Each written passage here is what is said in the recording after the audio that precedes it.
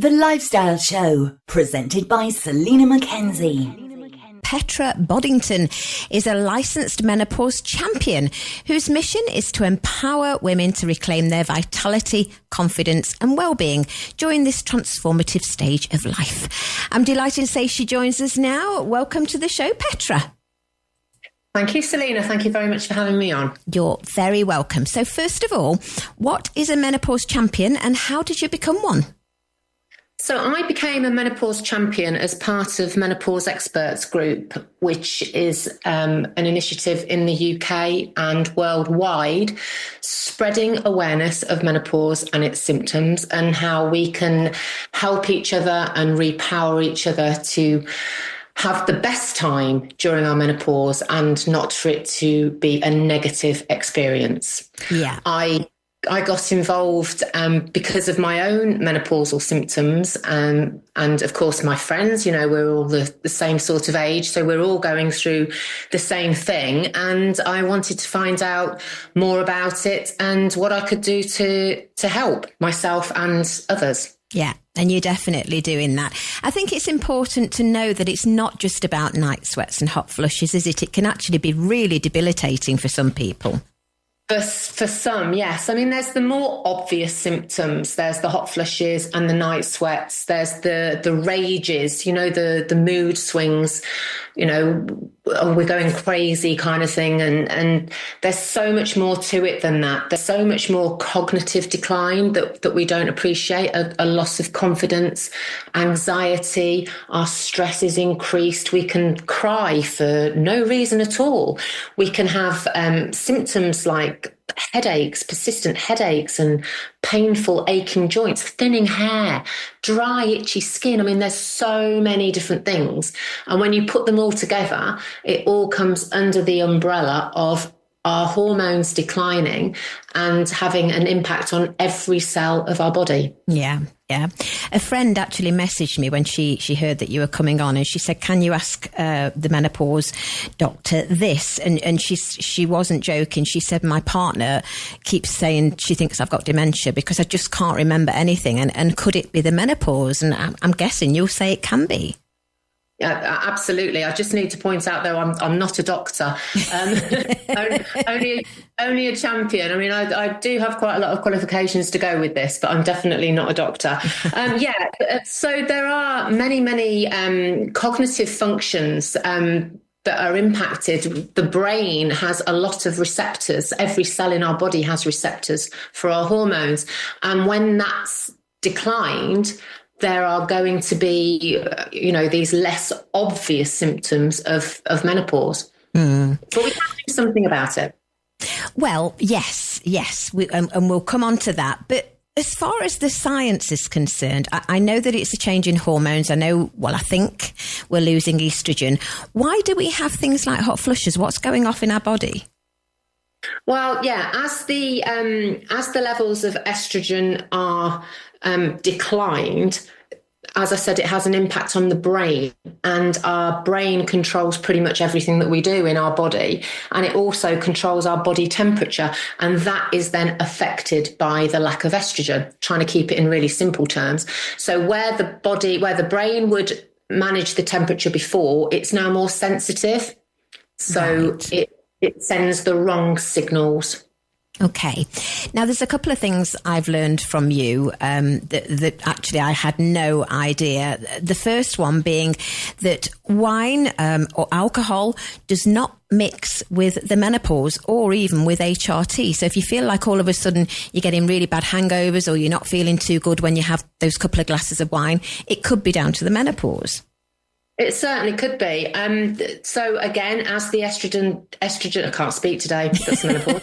As estrogen declines, the body is more sensitive. So as the brain is more sensitive and affects the temperature, the whole body is more sensitive to the effects of anything else that you're going to put into it. So that would include food and alcohol specifically. So that's then going to have an impact on our sleep. It's going to make our hot flushes worse. It can increase anxiety. It can increase brain fog, and it can definitely increase low mood. And the trouble is, when we are feeling how we feel going through menopause. You know, we get in from work or get in from wherever we've been, think, oh, I'm so stressed, I need a glass of wine. And we immediately go for a glass of wine. And actually, that's then going to have a worse impact. It's going to affect our blood sugar. It's going to make us more fatigued. It's not going to help with weight gain. So it's having all of these negative effects. And also, drinking alcohol will then increase the risk of osteoporosis, heart disease, and of course, breast cancer. So all of those things we want to avoid. I'm not going to preach to anybody ever that they shouldn't drink. I like a glass of wine as much as anybody else. But what I don't like now is the hangover that gives me. And I'm such a cheap date now. You know, it's one glass of wine and that's it. I can't do much more than that. And I actually choose now not to drink it because the negative impact that it has on how I feel, I just don't think it's worth it. Yeah, I know what you mean. I never refuse a glass of champagne though. Do you still not? Do you get the same symptoms with champagne, or is it just worth it? I'm sure you do, but it'd just be rude to say no to a glass of champagne. It would, for sure. And of course, if you then take HRT, you're taking it, which is hormone replacement therapy for those that don't know. So we lose our hormones, and if we want, one of the ways that we can help the body function to its best again is by replacing those hormones. It's not for everyone. It's a controversial subject for some. But if we then replace those hormones, we're getting rid of a lot of those symptoms. If we then drink alcohol, we're encouraging those same symptoms back again. So we're taking the HRT to get rid of the poor sleep. So we sleep better. We don't have the anxiety. The hot flushes have gone. The low mood is much better. And then if we drink alcohol, we're counteracting that. So that's why it's not great to drink alcohol on HRT either. It's great being a woman, really, isn't it? Oh, it's fabulous. I love being a woman. I wouldn't swap any of it. Honestly, I wouldn't swap any of it. Once we learn how to manage the menopause, it's a new start to our lives. It really, really can be a great big new start to our lives.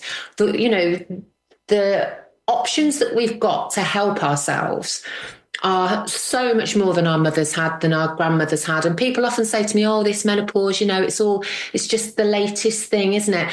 No, we're talking about it more. Yes. Because our mothers didn't know. I mean, my mum, she had an awful time. She went into surgical menopause, which is, for anybody that has gone into surgical menopause, it's literally into menopause overnight. And she went into that at 32. Blimey. So she had hysterectomy at 32 and went into menopause. And she didn't know why she felt how she felt, but she didn't feel great. She says to me, she can remember being in the supermarket and walking around crying, pushing the trolley and just completely not even knowing why she was there. Yeah. In her 30s. Yeah. Well, I mean, it's awful. So the fact that we're talking about it, the fact that we are, getting the awareness out there, talking with each other, talking on the radio, on the television, on social media, and making us more aware of what the symptoms are and what we can do about it. It's incredible. It is, and it's good. And a lot of the well-known people out there, you've got Meg Matthews and you've got Davina McCall and all the others are talking about it too, which really does help. Yes, it really does. Yeah. And we need to keep it more, it's great that the celebrities are talking about it, but we need to be talking about it with each other. We need to be talking about it in the workplace as well, because it has a huge impact on industry. Billions worldwide are lost through women being off with stress, which may be menopause related, being off because, they're losing their voice is how a lot of women describe it to me. They don't want to stand up in a meeting and talk because they're losing their confidence, or they're worried that they're going to have a hot flush in the middle of a board meeting, or, it has a massive, massive impact on industry as well.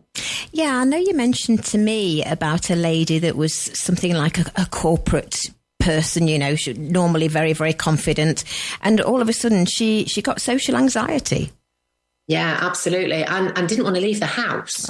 So actually started to say, oh, I'll just work from home today, and then would attend meetings and not put her screen on Zoom meetings, all that kind of thing. And that is the confidence, just, going from her everything, her marriage, her work, her relationship with her friends. She didn't want to go out anymore.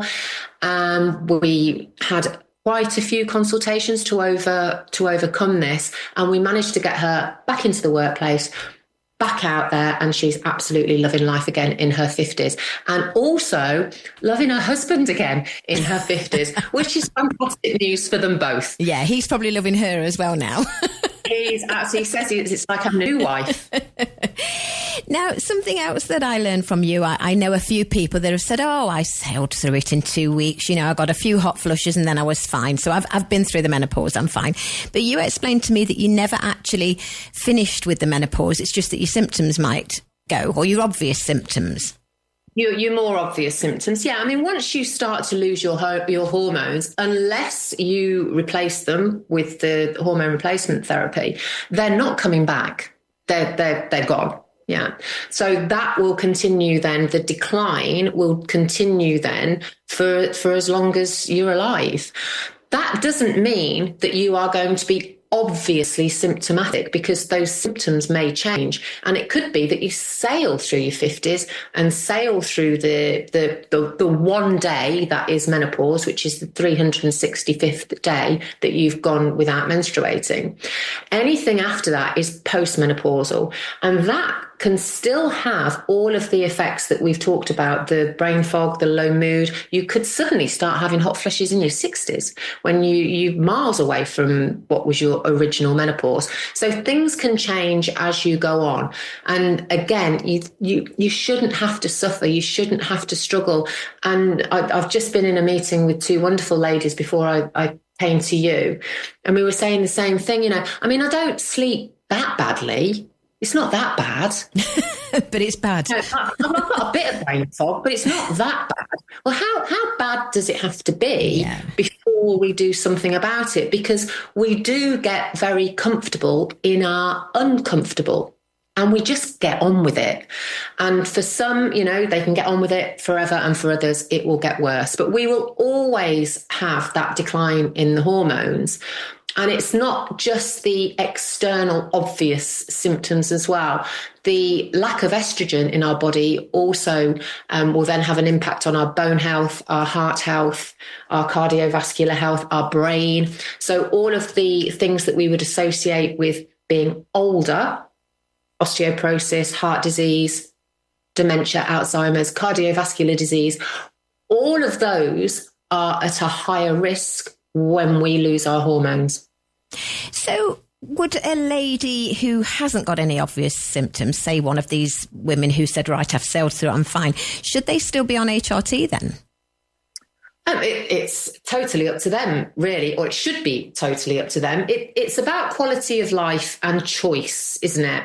So if their quality of life, I mean, one lady that I'm helping at the moment, her quality of life is so poor, and she is literally begging her doctors for HRT. She knows pretty much more than they do about it, and is still struggling to get it. The other ladies, they can walk into the doctors and say, for preventative, help for when I'm older, I would like HRT now to help prevent all of those things that could potentially happen when I'm older. So it should be, I say, should be available if you choose to, and you understand that the benefits must always outweigh the risk for you. Yeah. And something else that you mentioned that I suppose is obvious in a way, but it certainly didn't cross my mind, that HRT will be less effective if you don't exercise and have good nutrition. Yeah, I mean, in the same way that it would be less effective if you drink alcohol. So you're putting something in to help you, counteract all of these symptoms and to help your future health. And to do that, you need to maximize your nutrition. You need to work with it and not against the HRT. And I can't stress how important exercise is as we get older as well. You know, we really need to be getting out in the fresh air. We need to be, if you like walking, go walking. If you like cycling, go cycling. If you like running, go running. Doing something, some movement of some sort. And of course, all over the press and over social media is strength training, which the words itself can, put fear into women. We all have to start somewhere. And even just some body weight exercises, using some bands, using some light weights, and starting to incorporate that into your weekly activity and building up over time. And that's going to be hugely beneficial for you, whether you're on HRT or not, because that's going to help with your bone density. It's going to help with your muscle mass. More muscle, less body fat. Weight gain is one of the things that we often associate with menopause as well. The meno belly, the definitely gathering of the fat around the middle, and that again comes down to a lack of estrogen. And for some, you can also associate poor nutrition with that. But there are also women out there whose nutrition is absolutely spot on. Their exercise is, absolutely incredible. And they still have this kind of meno belly, this bit of weight gain or the fatigue or the low mood. And that's possibly the time when you want to start looking at what are your options for replacing those hormones then, if you can, almost another piece to the puzzle. Yeah, another tool in the toolbox. Yeah. Well, I mean, I could talk to you for far longer, but sadly we're out of time. So if any of our listeners... Oh, no. I know. We've nearly done 20 minutes. We will have you on again for sure. But if any of our listeners want to get in contact with you, how can they do that? Okay, well, I'm Petra Boddington. My website is petraboddington.com. I thought, does what it says on the tin. And my social media across all platforms is menopause with, you guessed it, Petra. Yes, of course. I haven't quite ventured to TikTok yet. I'm not quite sure whether I can do the TikTok one, but you'll find me on the other social medias. You should, because I was laughing at the video that you put up yesterday. That'd be brilliant on TikTok. You kind of had to be there yesterday to appreciate that one, didn't you? You did. And I'll just tell our listeners on that point. So I've started some menopause meetings, monthly meetings, where women can get together. Petra was our fantastic speaker yesterday, along with Karen Muldoon. So we have these meetings once a month, and it's a safe space where we can talk about whatever we want to talk about and get some expert advice. So anybody wanting to come along... We really did talk about everything, didn't we? We did. We got down to the nitty-gritty. We did. Thank goodness we had a private room. Absolutely. But yeah, please feel free to get in touch, check out my social media. I try and give a little bit of help every day. Yeah. Wonderful. And if you get something from it, then that's what this is all about. Yeah. Keep the conversation open. Yes. I can honestly say from personal experience, you do know your stuff, Petra. You really do. Thank you. I do work very hard at it, and I do love it. I love to see women empowered and what I call repowered, and to take the rest of their lives and enjoy it and thrive, because as I said before, it can be a positive experience. It really can. Yeah, absolutely. Petra Boddington, thank you for joining us today. Thank you, Selina. Take care. Bye-bye. Bye-bye.